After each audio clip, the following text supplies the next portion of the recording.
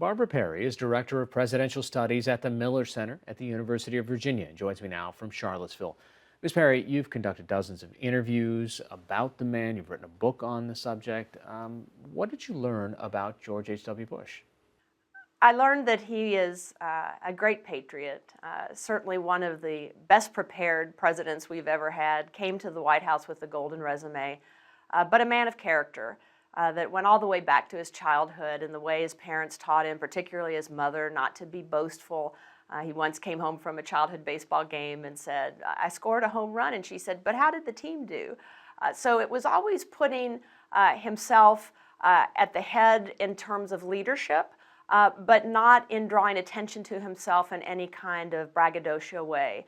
And that person of character, that person with the golden resume, who rose to the highest office in the land, was also a man of faith, a man who put family first, and the last of our greatest generation, the last of the World War II veterans to serve in the White House. And that generation is passing from the scene. We miss their leadership. We miss them as our parents and grandparents. Did the president's views on his time in the Oval Office change over time the further he got from the presidency? I think George Bush's views on his own presidency matured after he left office, in the sense that he looked back with no regrets, as he said very openly, but he said that on occasion perhaps he should have been more open in his feelings.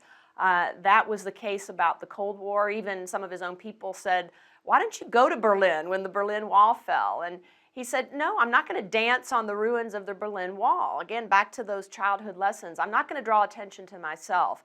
Another example of that certainly comes from how he dealt with the recession, which really was the end point of his presidency. It brought down his presidency and made him a one-term president. The famous debate with Bill Clinton and Ross Perot, when a woman stood up and said, "How has the recession affected you?"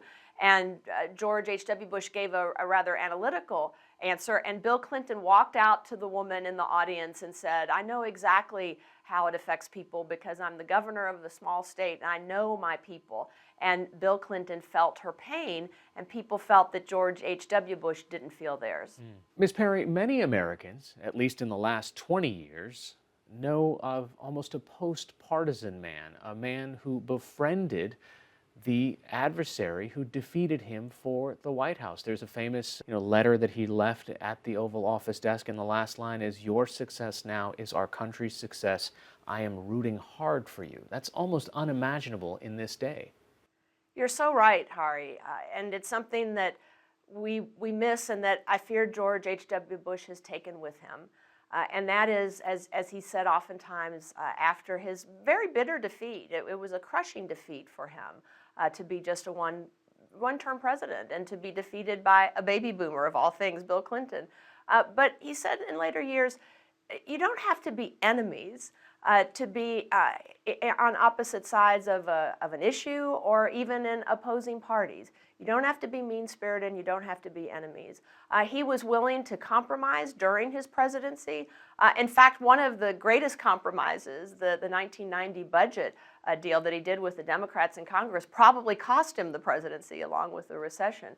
So even in his efforts to compromise on the budget, on the Clean Air Act amendments, for example, on the Americans with Disabilities Act, people at the time didn't think that was a good thing, but certainly now we look back and we pine for it and we're nostalgic for it, and we view, I think, rightly so, the George H.W. Bush presidency as a golden era.